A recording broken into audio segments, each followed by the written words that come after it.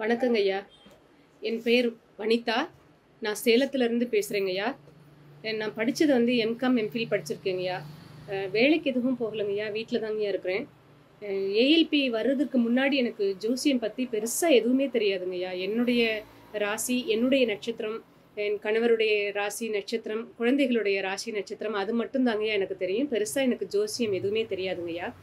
அது மாதிரி ஐயா இவரோட வீடியோ வந்து பிஹைண்ட் நோட்ஸ் சேனலில் பார்த்தேங்கய்யா. ஐயாவோட பேச்சு, அதில் ஒரு தேடல், என்ன சொல்கிறது, பார்த்ததையும் ஒரு ஒரு புரிஞ்சுக்கணும், தேடணும், தெரிஞ்சுக்கணும் அப்படின்ற ஒரு ஆர்வம் வந்தது. ஐயாவோட ஸ்பீச் பார்த்துட்டு தாங்க வந்தது. அதனால தான் நான் வந்து ஏஎல்பி கிளாஸில் ஜாயின் பண்ணணும்னு நினச்சி அதில் வந்து ஜாயின் பண்ணேங்கய்யா. ஐயாவை பற்றி சொல்லணுன்னா, ஐயா வந்து எங்களுக்கு நிறைய எளிமையாக, ரொம்ப எளிமையாக, ஒரு காலத்தில் பார்த்தீங்கன்னா ஜோசியம் அப்படிங்கிறது ஒரு சிலருக்கு மட்டும்தான் வரும், மற்றவர்களுக்கு யாருக்கும் இது தெரியாது அப்படிங்கிற மாதிரி இருந்தது. ஸோ எல்லாரும் என்ன பண்ணாங்க, ஒரு அந்த யார் பார்க்குறாங்களோ அவங்கக்கிட்ட தேடி தேடி தேடி தேடி எடுத்துகிட்டு போய் ஒரு பெரிய தேடல் இருந்தது ஜோசியத்தை பற்றி. ஆனால் ஐயா வந்து எல்லா வீட்டுக்கு ஒரு ஜோசியர் இருக்கணும்னு சொன்னாங்க பார்த்தீங்களா, அது எல்லாத்தையும் தெரிஞ்சுக்கணும் அப்படின்னு சொல்லும்போது அவருடைய அந்த மெனக்கடல் எவ்வளவு ஈஸியாக எளிமையாக, எங்களுக்கெல்லாம் ஒரு பாமரனுக்கு கூட புரியும் சொன்னா ஓகே, அந்த மாதிரி எளிமையாக சொல்லியிருக்கிறாங்க இந்த வகுப்பில். ஐயாவோட தேடல், அவர் எங்களுக்கு கொடுத்துருக்குற அந்த இந்த ஜோசியங்கிறது வந்து ரொம்ப எளிமையானது, எல்லாரும் படிக்க முடியும் அப்படிங்கிற மாதிரி ஒரு எளிய முறையில் ஒரு ஸ்ட்ரக்சராக ஒரு கட்டமைப்பு வந்து பார்த்திங்கன்னா ரொம்ப எளிமையாக ஈஸியாக புரிஞ்சுக்கிற மாதிரியான ஒரு கட்டமைப்பை ஐயா கொடுத்துருக்காங்க. ஐயாவோட மெனக்கடல் உழைப்புக்கு என்ன எப்படி சொன்னாலும் நன்றின்னு ஒரு வார்த்தையில் சொல்லிட முடியாது.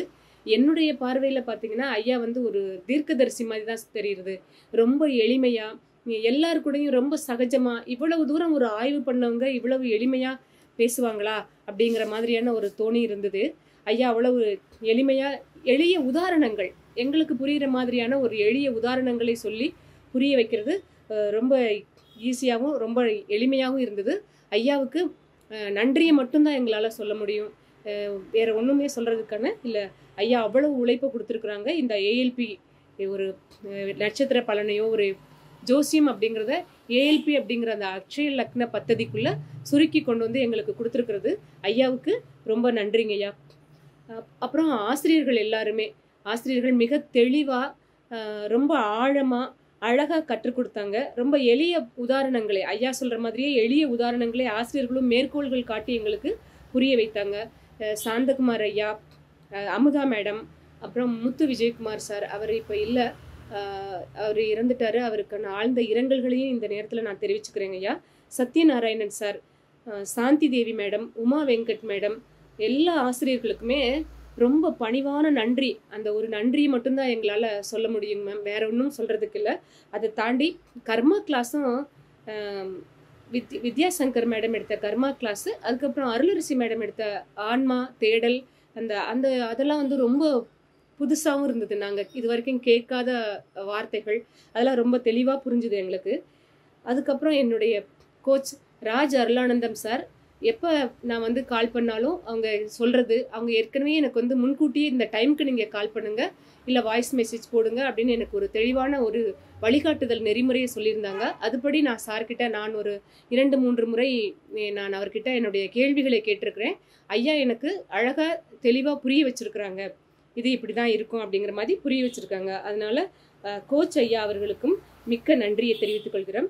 ஏஎல்பி மொபைல் ஆப் பார்த்திங்கன்னா எப்படி சொல்கிறது, ஆப் வந்து எளிமையாக ஈஸியாக எல்லா விவரங்களையும் நமக்கு என்ன தேவை அப்படிங்கிறத, இப்போ பிரசன்னம் வேணும்னா பிரசன்னம் பார்த்துக்கலாம், பஞ்சாங்கம், திருமண பொருத்தம், அந்த மாதிரி என்னென்ன தேவையோ அந்த தேவைகள் எல்லாம் அந்த ஆப் மூலம் நம்ம பார்க்குறதுக்கான ஒரு வாய்ப்பு இருந்தது. அது ரொம்ப எளிமையாகவும் இருந்தது. அப்புறம் வகுப்பில் என்ன பிடிக்கும்னு சொன்னால், ஆசிரியர்களுடைய உச்சரிப்பு, தமிழ் உச்சரிப்பு ரொம்ப அழகாக இருக்கும். அர்த்தம் ஆழமாக, அர்த்தமாக, பொருளுள்ள வார்த்தைகளை மட்டுமே பேசுறது, பொருளற்ற வார்த்தைகள் இல்லை, எதிர்மறை வார்த்தைகளை பேசாமல் ரொம்ப கவனமாக கையாண்டார்கள். அது ரொம்ப பிடித்தமானதாக இருந்தது எனக்கு. தமிழ் வார்த்தைகளை பயன்படுத்திய விதம், உச்சரித்த விதம், நாங்கள் எத்தனை முறை ஒரு கேள்விகளை கேட்டாலும், இப்போ எனக்கு ஒரு கேள்வி இருக்குது அப்படின்னா அதே கேள்வியை வேறு ஒருத்தர் கேட்கும்போது அதற்கான விடையும் எனக்கு அதில் கிடைத்தது.